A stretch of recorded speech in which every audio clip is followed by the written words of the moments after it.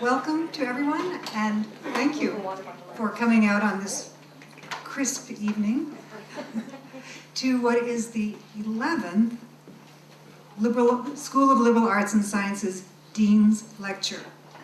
So for the past 5 years, the Dean of the School of Liberal Arts and Sciences has brought speakers and artists who have been absolutely outstanding, some from outside of the college and some from within.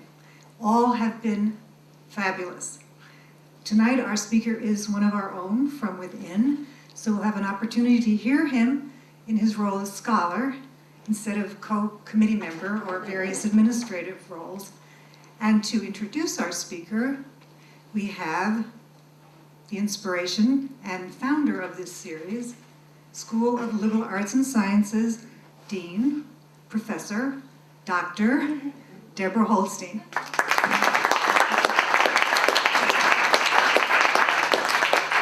Thank you, Dr. Lowe. It's funny, my mother used to call me Professor Doctor, and I wasn't always so sure about that, but thank you for making it sound very good.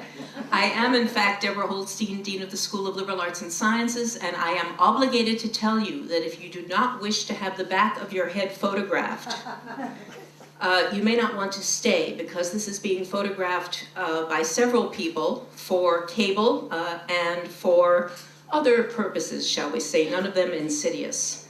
I want to pick up on something Dr. Love said about the Dean's Lecture. This is, in fact, the 5th year, the 11th lecture, and I just want to mention very quickly some of the people who have spoken and some of their topics. We started in what we euphemistically and optimistically call spring in Chicago in 2009 with Dr. Dominic Pasiga, who's now in Poland, or else of course he would be here, talking about the dailies of Chicago.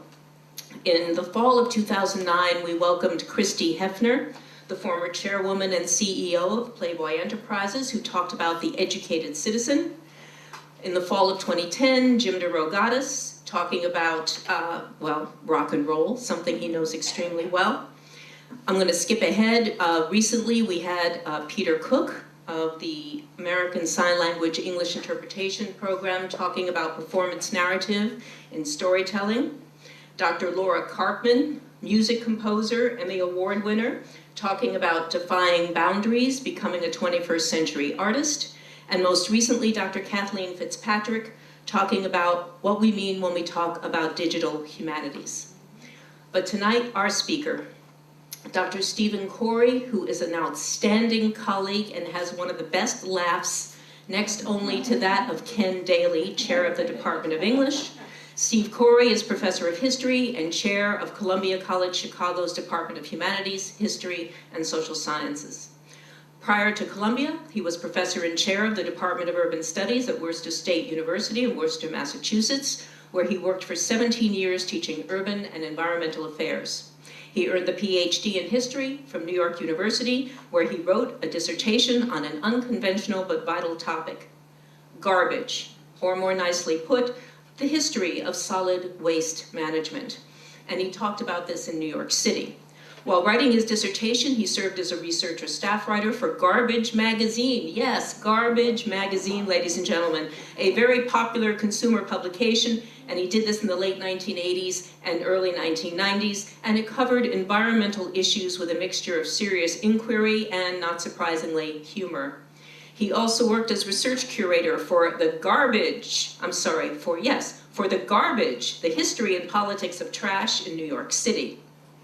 And he's done a variety of other very interesting things related to this topic. While working on waste disposal in New York City, think about that for a moment, he became interested in the relationship between urbanization and the seas.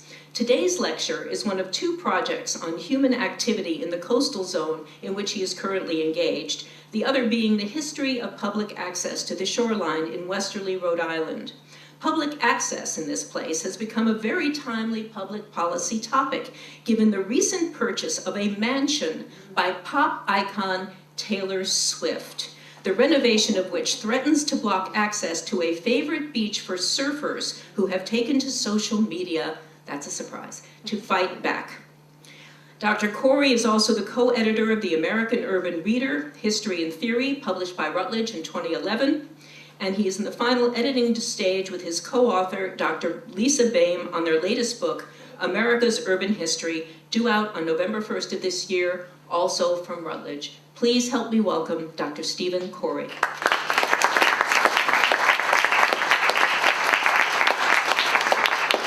Thank you very much. Thank you very much, Deborah. That was a great introduction, and I didn't realize how much my life is tied up with garbage, which actually isn't true because I've known that far too long. So I apologize for those of you who were here 2 years ago when I gave my job talk at Columbia, where I spoke on a similar issue, but it's a little easier task today because I don't have to weave in a discussion of garbage with my management style. So I think, although my critics will say my management is garbage, but anyway. This is really an important topic for me because, as Deborah said, I've been working on this for so very long. But actually, the more I think about this, this goes all the way back to when I was a kid.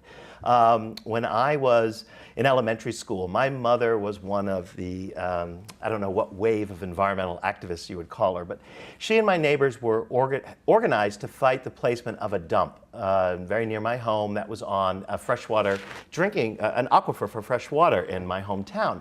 So my mother dragged me around, and sometimes my little brother, and we would go to hearings and meetings, and I learned a great deal at a young age about the environment. And when I went to college, I learned even more because I came home from college one weekend to discover that this place that had been saved was a toxic waste dump, a for-profit toxic waste dump. And that's the subject of a different lecture in a different book.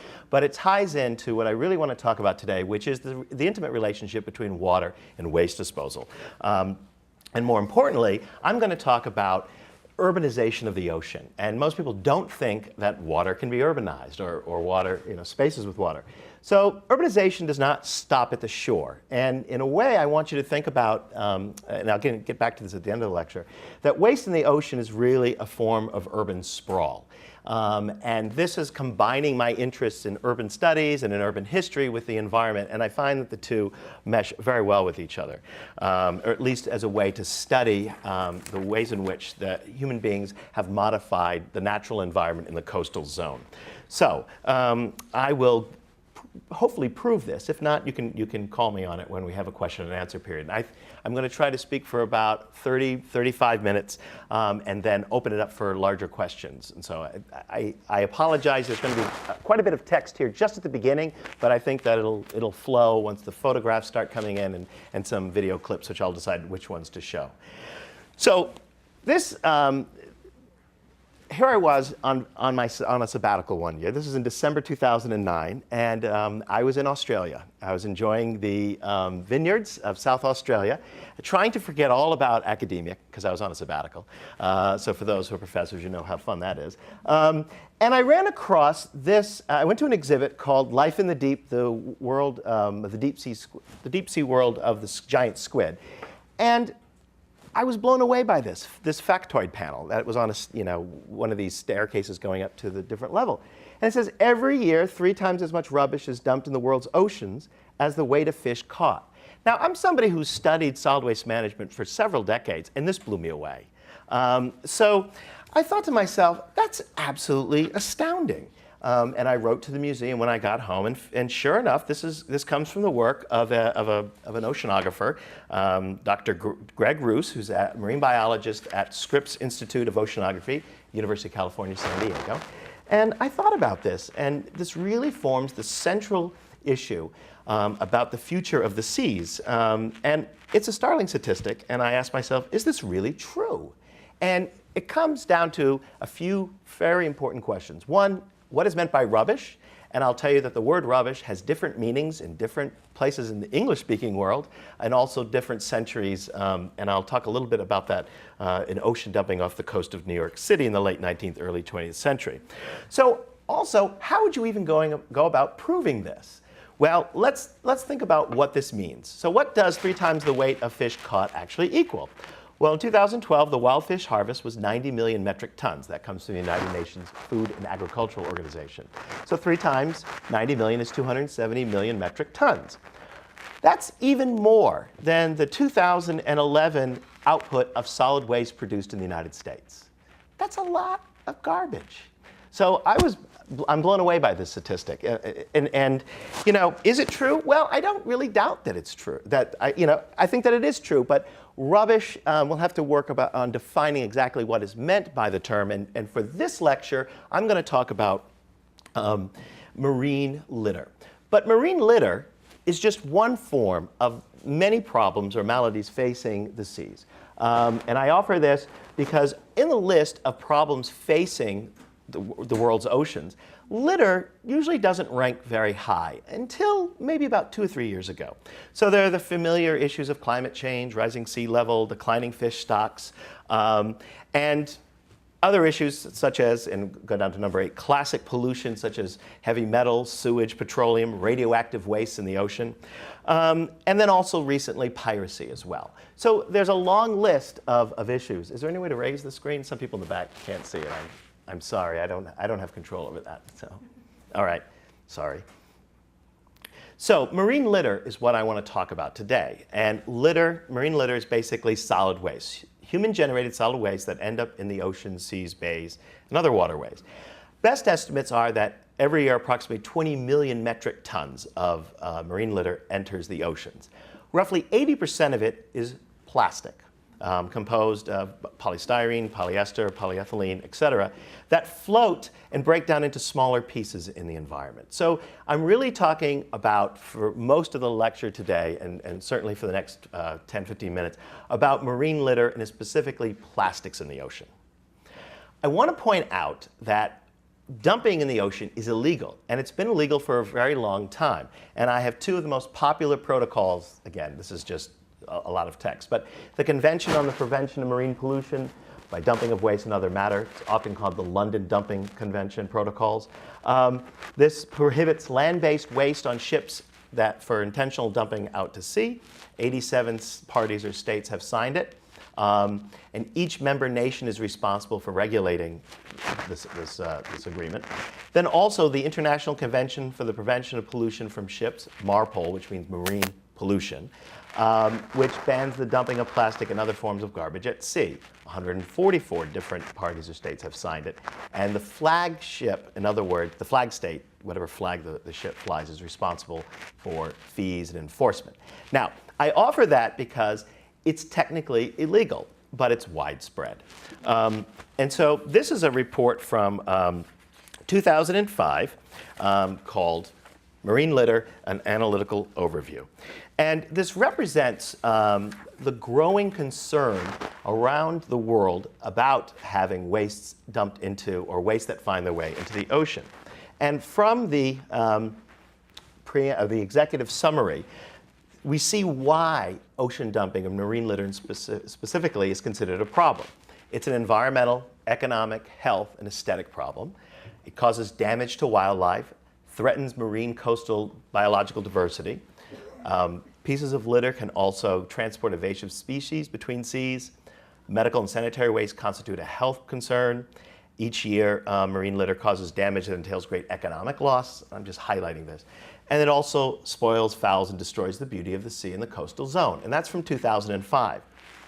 As recent as last October, the problem has really moved up in terms of concern with people around the world. And this is from the UCLA, University of California, Los Angeles School of Law, the Emmett Center on Climate Change and Environment, which the opening of their policy paper on marine litter basically says, marine litter is one of the most significant problems facing the world's ocean and seas, and the communities and economies that depend on them. Plastic marine litter presents a particularly significant environmental threat, as well as a considerable regulatory challenge. So in terms of policy, it's becoming an incredibly well-documented phenomenon, as well as a very popular phenomenon in environmental journalism. I want to show you the various forms and various places or ways in which marine litter enters into the ocean. And so some of these, all the pictures that I'm going to show are from various reports. This one is from the United Nations, Atlas on the Oceans. And this is a waterway in Brazil. This picture I took while in Sydney. Here we see, this is Sydney Harbor. This is right next to the famous Sydney Opera House. This is in Volos, Greece, where my wife and I were vacationing last summer. And so litter is all over the place, unfortunately, and it has, marine litter I should say, has two sources, ocean-based and land-based. So estimates are that 20 to 40% of marine litter that comes from ocean-based sources are from material that's dumped overboard from merchant ships, ferries, and cruise liners, fishing vessels, military fleet research vessels, pleasure craft, offshore gas and oil platforms, and aquaculture installations. Now, you'll notice here something very important. Estimates, 20 to 40%. There's really no way to know exactly how much waste is entering the oceans and from where, because it's so ubiquitous. There's so many different points of entry into the waterways. Land-based sources, estimated 60 to 80% of marine litter. Municipal landfills located on the coast, which break down, and I'm going to show you a picture of one. Transport of waste along rivers and other inland waterways. Discharge of untreated municipal sewage and stormwater. Discharge from industrial facilities, and tourism, people going to places and leaving waste behind. So here's a classic example of a decaying landfill on the shore, and I have this, sort of question: where is it? And I know it's hard for you to see this, but this picture was taken last summer at one of my favorite places in the world, which is Block Island in Rhode Island. And so it doesn't have to be in Brazil or other nations in other hemispheres. Here in the United States, just as in other quote-unquote developed nations, you have other points of entry for municipal solid waste. And this was, of course, a result of, Superstorm Sandy. And what happened in Rhode Island, as happened in many other shoreline communities, with rising tides eroded banks and beaches and took with it, in this case, part of the landfill. But most of the attention, most of the media attention that people have heard about marine litter comes from the Great Pacific Garbage Patch. And this is pretty interesting because 10 years ago, I first started noticing numerous stories about the Great Pacific Garbage Patch.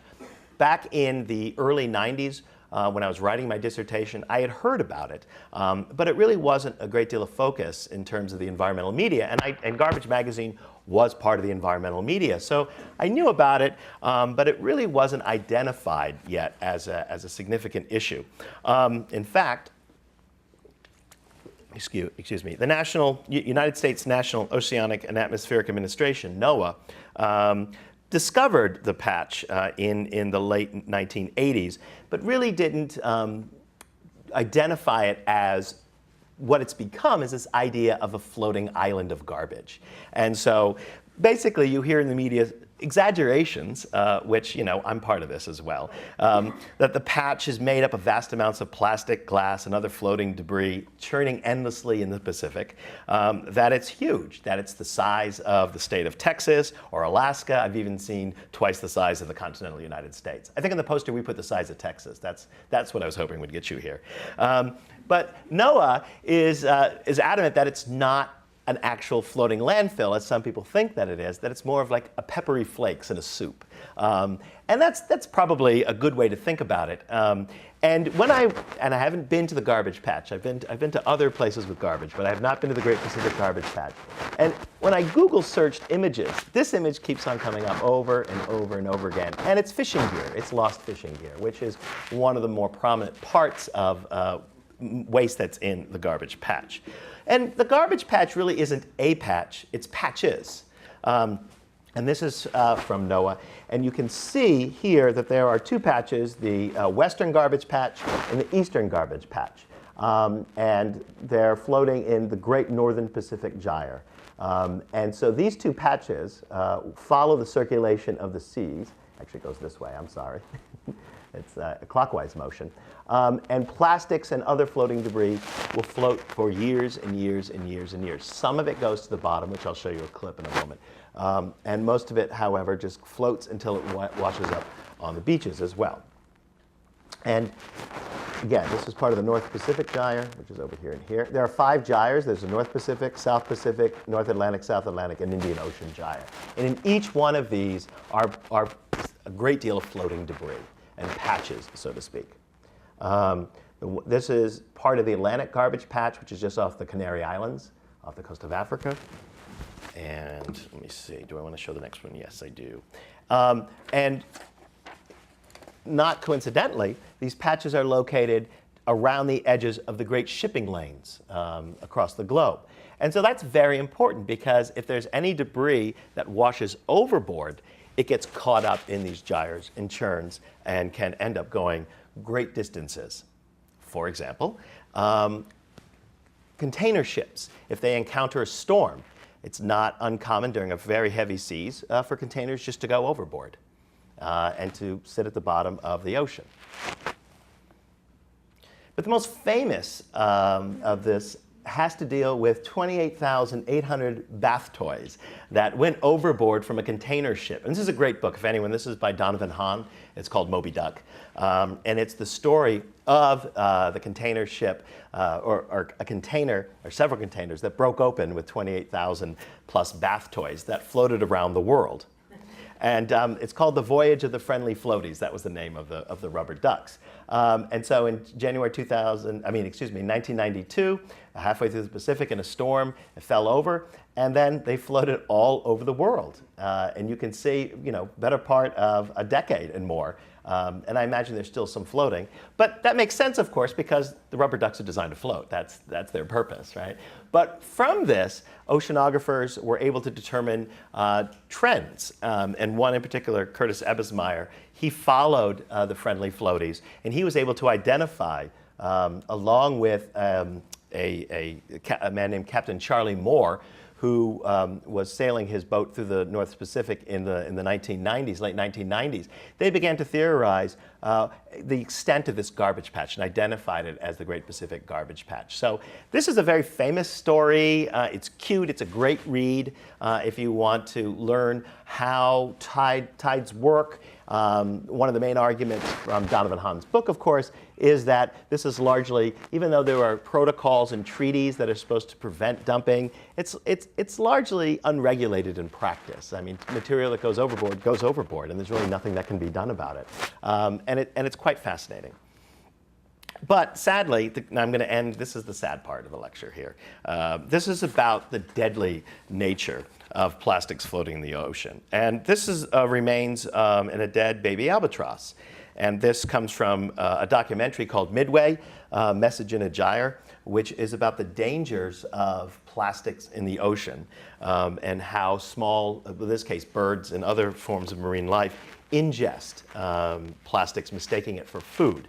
In fact, fulmars, which are a gull, are currently being tracked in the Pacific, and 95% of them that have been dissected contain plastics in their stomachs. And so this is pretty widespread in certain species. Another concern, and we'll get back to Midway in a moment. Another concern is plastispheres, which is this growing body of investigation on how new ecological communities are being formed within the plastics that are floating, and how all kinds of microbes and other species will glam onto, if you will, the plastic and marine debris, and will go from one habitat to another. This is sort of, I've seen about 5 stories of plastisphere in the last month as I was doing more work for this. I noticed a great deal of research that's come to the fore on this. So I'm decided I'm not going to show this clip. I'll instead show the one from Midway. But this, there's a really interesting documentary called Plastic Paradise. And it's made by this woman, Angela. Oh, I'm blanking on her last name. Wait, I have it written down in a moment. Angela Sun. And it's a clip from the most remote beach in the United States that's full of garbage and full of waste. But I think instead I will show the one from the Midway Atoll. So one moment, please. So this is the trailer for the movie. And this is depressing. Sorry. Oh, sorry, that was the beginning of it.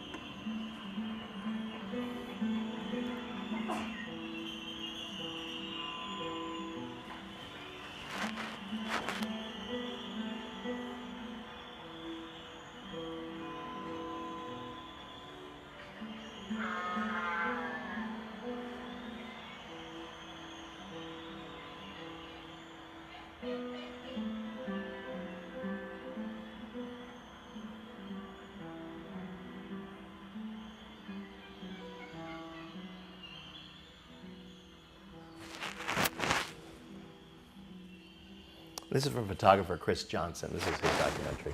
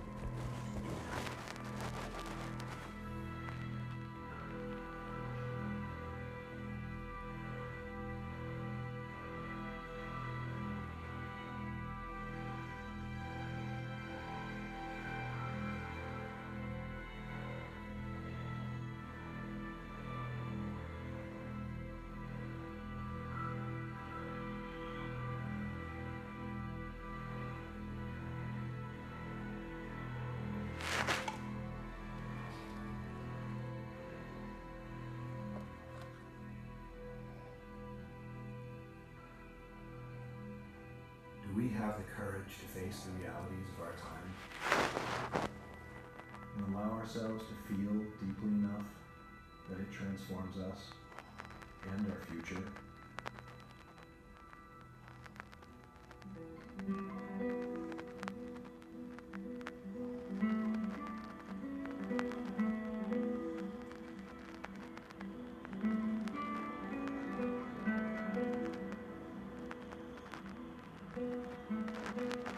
Take me on a journey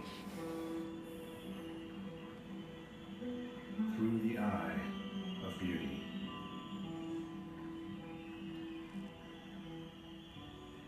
Across an ocean of grief.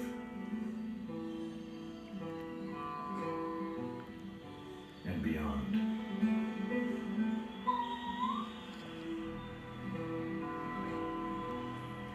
Okay, so that's depressing. Sorry about that. But, come on, back to the slideshow. Okay.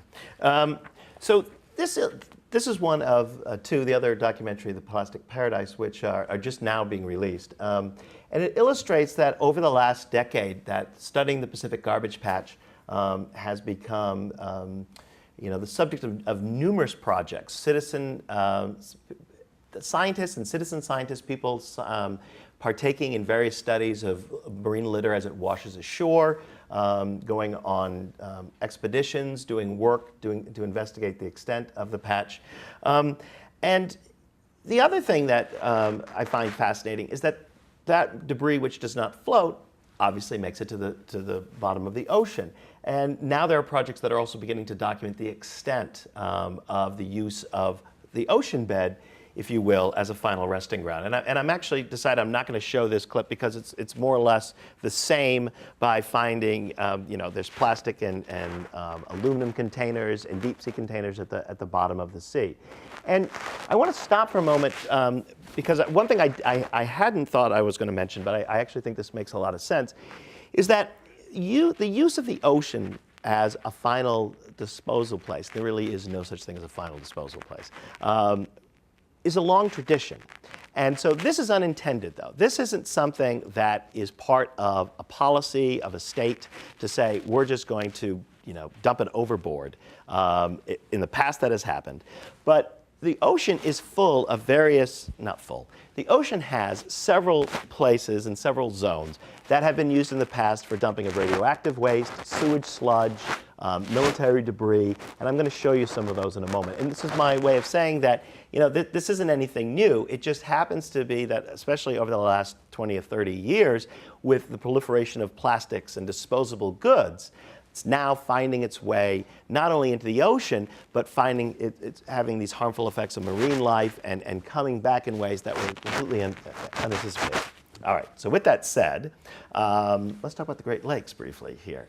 Now, we don't have any large floating patches in the Great Lakes yet, but I wanted to show you this because the Great Lakes are now, over the last 2 years, there's been several studies on the waves and currents and the way in which plastics float in the lakes. And we're in more or less pretty good shape around the Chicago area, but Lake Erie and Lake Ontario, due to the way the currents and the waves, we'll see far more marine litter than we have here. So it's now being taken seriously. This is, again, a project of NOAA. The Canadian government has several projects going on as well. And I'm not suggesting that we have these garbage patches in the Great Lakes. But what we do have in the Great Lakes, just like the ocean, the presence of microplastics, small plastics that have broken down from a variety of sources. And that does have an impact on marine life. So it is a problem in the lakes just as it is in the ocean as well. And these studies are really more or less in their infancy, so I don't have any results to share with you that have been reported. But just want you to know that it isn't just in the ocean, that it's also here. So now the connection to urbanization. All right, well, the urban world. We live in a very unique period in world history because for the first time, the majority of people on the planet now live in an urban area. And I can go on for hours trying to define what an urban area is, but this is from the United Nations, and if we break down the principal regions of the world, we see that urbanization is increasing, but some places are more urban than others, or urbanizing, I should say, at different rates. Excuse me. Africa, we have almost 40% of Africa is urban, 45% of Asia, 73% of Europe, 79% of Latin American Caribbean, 82% of North America, and 70% of Oceania, which includes Australia and New Zealand, which are actually more urban. But it becomes clear when I show this next slide. Here we have percentage urban and agglomerations by size. So this area, we see the colors here. The blue, it means it's heavily urbanized. And we see Australia, North and South America, Europe, parts of Africa, and Japan are the most large urban nations on the planet. This all gets very confusing when trying to determine what's urban. And social scientists usually, what they're talking about is population size, the growth of a specific area, at the rate of growth of an area, and the processes that contribute to the growth. And so that's sort of a generalized way to talk about urbanization. And the big concern that many public policy and environmental policy advocates have is that most of the urbanization that's taking place in the world is taking place along the shoreline. Within 100 miles of the shore, half the people in the world live in cities, more than half, and, oops, is that my, it was the streaming clip.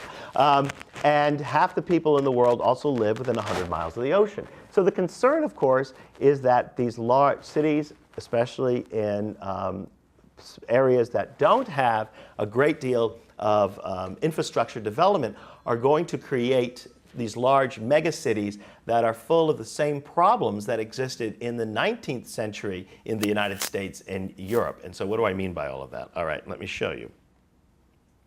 So this is a dump in Freetown, Sierra Leone, and I want to thank my colleague, Dr. Trina Hoag. Trina's here. She told me about this specifically, and I want to show you a clip of, and this is also depressing, I'm sorry, but I want to show you a clip about conditions of life in Freetown, and specifically Crow Bay.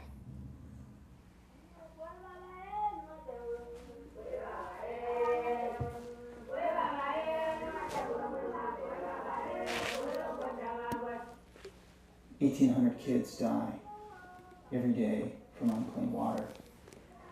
As tragic as the wars that are going on worldwide, it's very rare that you hear about 1,800 people dying every day in any war zone.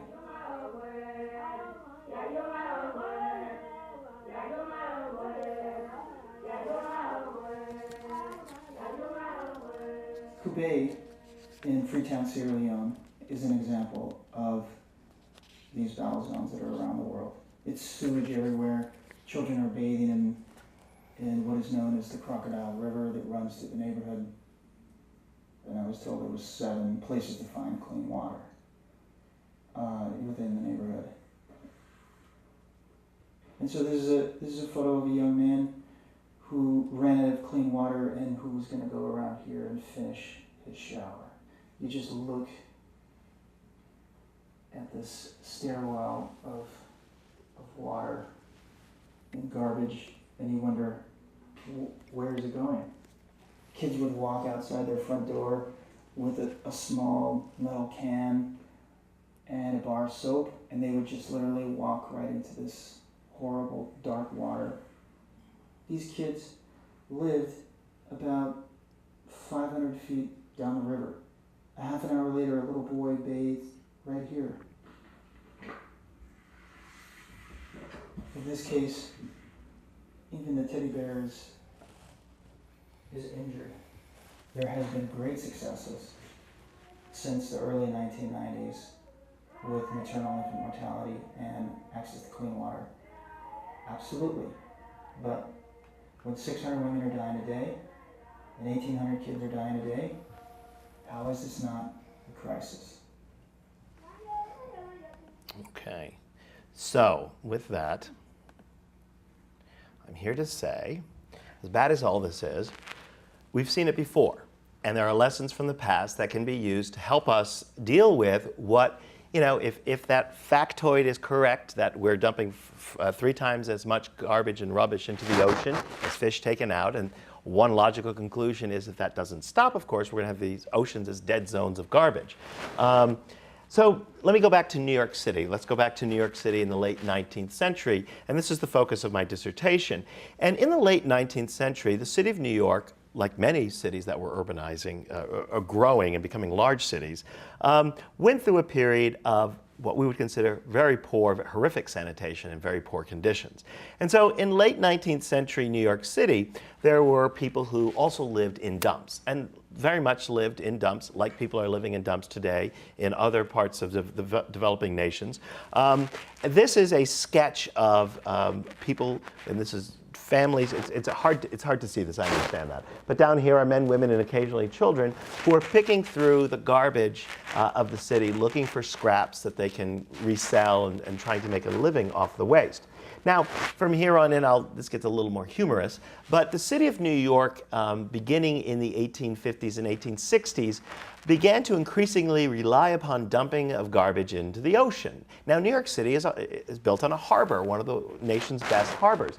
But every year, some of the waste dumped out to sea would come floating back. It only makes sense. And so beginning especially in the 1880s, from the 1880s to the 1920s, the city of New York tried, at times desperately, to stop the dependence upon dumping in the ocean. And as much as the city did not want to dump in the ocean, and as much as its neighbors did not want to dump in the ocean, the city had no choice. There were few alternatives, and I'll talk about that in a moment. This is a cartoon from this was from Puck magazine, and it's the last day. They're close of the bathing season at Manhattan Beach, and this becomes part of the city of New York later on, but in 1880 it's separate from New York City. And it illustrates the real problem that during the summertime, as people were going to the shore to enjoy the shore for recreation, they occasionally had to face, now I'm sorry, this one doesn't look very good, but here's a photograph this is Coney Island. But this is garbage washing ashore near Rockaway Beach in New York City. So in the 19th century, in the late 19th century especially, some cities in America dumped in the ocean, but New York earned a reputation for being one of the filthiest and for that garbage actually coming back with the tides. And it was a very serious public policy issue. I don't have time to get into all of it, but there was a point at which the harbor, it was recognized that the harbor was filling up from garbage and that this actually could threaten the economic livelihood of the city. But a solution was found in the late 1896, 95, 96, where the city began to slowly recycle, and then by the turn of the century, from 1900 to 1918 or so, it recycled a great deal of material, and so ocean dumping was not as a big a deal. But there were transformations in the marketplace, which made recycling of materials too expensive. So beginning just after the First World War into the early 1930s, the city went back to dumping in what's called the Bight of New York, which is the waters off the coast of New York and New Jersey as the coastline bends. And so the city created a very elaborate infrastructure and systems for disposing garbage in the ocean. And what's very interesting is that the city kept claiming that even though it wanted to stop the practice, that it really wasn't coming back to the shore in a large amount, a large volume, if you will. But they kept investing money on trying to take the garbage 22 miles out to sea was as far as the city would take it on a daily basis to dump it. But it would keep coming back and coming to shore. Ooh, wrong way.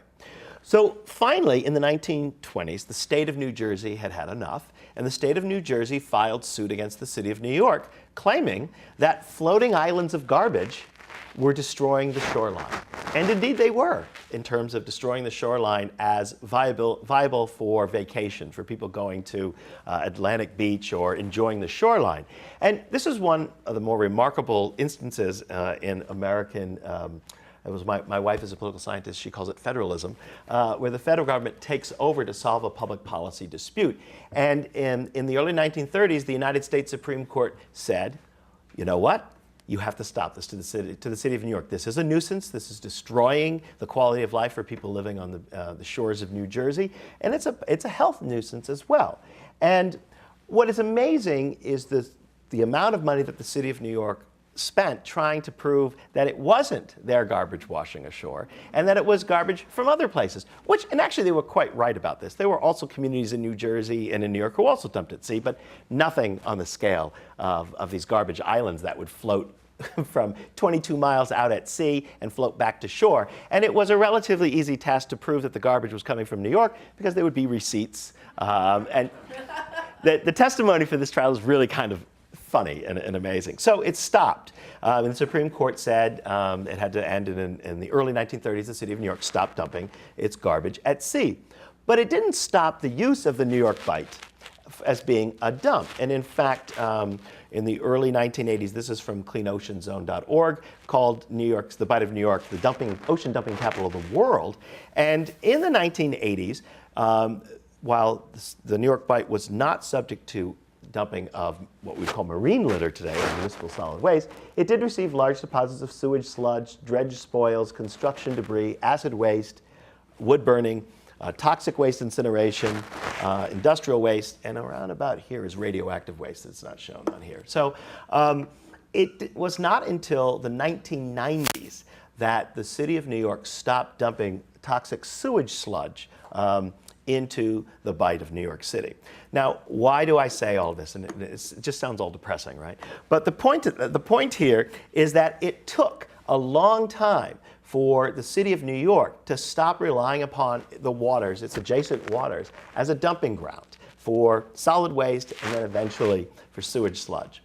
But of course, we have myths and urban legends. And some of you might remember the Voyage of the Moby 4000, which was a garbage barge in the 1980s that left Islip, Long Island for parts unknown. And the reason I raise this is that in the late 80s, I should say, you had the closing of landfill dumps throughout the Long Island and the New York metropolitan region for health reasons, because landfills contaminate nearby water supplies. They do. And so in the late 80s, there were numerous, and I use the term lightly, schemes by private sector entrepreneurs and corporations to take waste from New York City and the New York metropolitan area and ship it elsewhere. And I should say that that is actually how New York City has solved its garbage problem today. New York City exports its garbage to Pennsylvania, Virginia, and other states. But in the 1980s, you had the infamous garbage barge, the Moby 4000, that left Islip, Long Island, and went down to the Caribbean, Mexico, Caribbean area, and no nation would accept it. They said, no, you can't dump here, it's toxic waste, it's from New York. And it wasn't, it was regular household waste, but because it was from the New York metropolitan area, well, you know, it must be toxic. So it floated around from March to late October, and it eventually came back to New York City, and the New York City Department of Sanitation said, we'll handle it, and they burned it in an incinerator in New York City, back when the city still had incinerators. And I raise this because, you know, the idea of exporting waste long distances is how in the city of New York, they've solved their solid waste crisis. But the idea of actually taking waste on barges to different places still happens. And of course, this is another source for potential marine pollution if they run into storms or they run into problems. So how do we stop marine litter? Well, I'll give you 4 steps, and then we'll open up to questions. 1, close disposal loops on land and on sea. And this sounds really simple, but it's an expensive infrastructure proposition. But if you do close the disposal loops, make sure that there aren't opportunities for waste to end up into waterways. That's a very important step to make sure that the coastline of next to these megacities aren't constantly receiving a solid waste. 2, curtail and eliminate harmful plastics as a primary form of disposal. And this doesn't mean all plastics, but there are some plastics that break down much easier. But this is a pretty big deal because unless the amount of plastics going into the oceans is curtailed, it's going to be around for generations and generations and generations. The problem isn't going to go away. 3 is reduce, and I would argue indeed end poverty, especially the use of dumps as residential quarters and work sites. As we saw in the clip from Sierra Leone and in other places around the world, people are literally living and working in dumps. And 4, strict enforcement of those numerous international protocols and existing laws that are on the books that are very difficult to enforce, but on paper cover huge swaths of the planet and nations that are adjacent to the seas. So I'm optimistic as much as I've depressed you, and I'm very sorry about that, because urbanization in the 19th century, especially if I use New York City as an example, it looked pretty dire. But with measures, especially making sure the infrastructure was there and that rules and regulations about not dumping were enforced, urbanization can actually lead to much cleaner waters and much cleaner harbors. Because as people live in close proximity and right on and in the waterways, they want that to be healthy, and it needs to be healthy for sustaining urban life. So things are going to get worse before they get better, but I'm confident that they can get better because there's really no other alternative, because otherwise we will just have oceans as dead zones, and that certainly isn't going to be a good prospect. So I will take questions now. Sorry.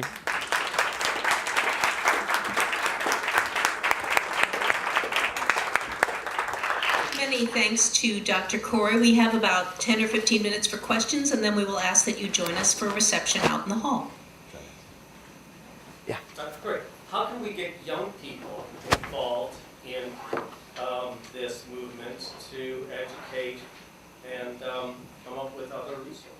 Well, I think young people are very much involved in people of all ages, I should say, are involved. And many of these projects, I have here these links, useful links, especially the ones at the bottom, are nonprofit organizations and non-government organizations, and they have a wide range of citizen participation. Several projects that take place at the grassroots level, quote unquote, are people who will investigate and document shoreline pollution, might go on small research trips to investigate the extent. And so right now, most of the focus is on documenting the problem. But I actually think young people are very much involved and very much, besides education as a means to enlighten people about the problem, I think that they're predisposed to do something. That's my take on it. Yes? So is there anything being done I'm thinking of the floating garbage in the ocean. Yeah. To pick that up, and if not, is there a way of incentivizing the pickup of it by ships, to kind of reverse it, that you bring it home, or you bring it somewhere, bring it to the port, you get some kind of credit. Well, how do you start going around cleaning up that soup with the pepper flakes in it? Yeah, that's a great question, and I mean that's generations of cleanup. I mean it comes down, obviously cost benefit. It costs far too much money to if you're going to retrieve all of this debris, it's only going to be replaced unless you first close the loop or close the source of the pollution. So it's sort of an endless. You would never stop unless you can first, as I would argue, address the source of the pollution. But that would take a lot of money. But that doesn't mean that in the future there won't be some sort of incentive or some sort of product or mechanism by which reclaimed plastics and reclaimed marine litter would bring some value. Yes? I think I heard in Mexico they're actually offering food coupons Sorry, we need Dr. Corey by the mic. Oh, sorry. because Sorry about that. Cecil B. DeMille is having trouble filming him, so Sorry. bear with us. I Go ahead. believe in Mexico they're offering food coupons for bringing in your recyclables. Yeah. Now, why couldn't we start something like that? Well, there are lots.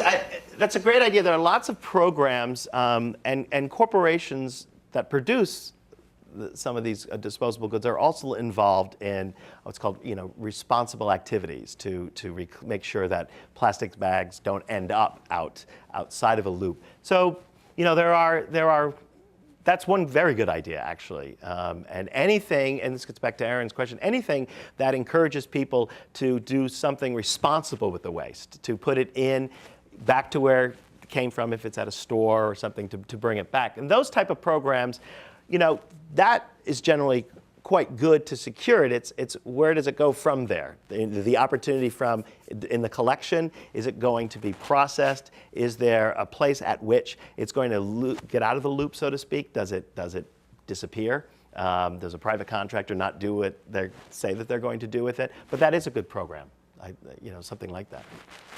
I have a question about the tonnages listed in Yeah. the earlier slides. You Yeah. mentioned the 3 times the ocean catch, so somewhere around 270 million tons. Yeah. And then it has slides of 20 million tons, 80% of which is plastic. So Yeah. that 270 meant things like sewage and everything else. That's what. Yeah, I'm glad you brought that up because I'm trying to fill the gap in, and so I think that Dr. Roos is using rubbish in a very broad catch-all term. Rubbish in the 19th century was very specific to actually material that could be recycled. It was wood, glass, and so I think that's exactly it. There are. In addition to sewage, there's discharge of industrial manufacturing and processes. So I don't doubt that figure is right. It's not all marine litter, but it's also solid and liquid wastes. Yes? Have you been able to address your discoveries to people from the chemical industry? Well, I have to be clear that this is, I'm not doing any of the original research on these projects, and there are some, there are numerous. I'm actually sort of excited about the number of conventions or associations that are meeting on this issue, dozens and dozens of them, and quite a few do have participation from people from Plastic Council and chemical industry. So I think they certainly realize they have to be part of this solution before something is thrust upon them in terms of regulation.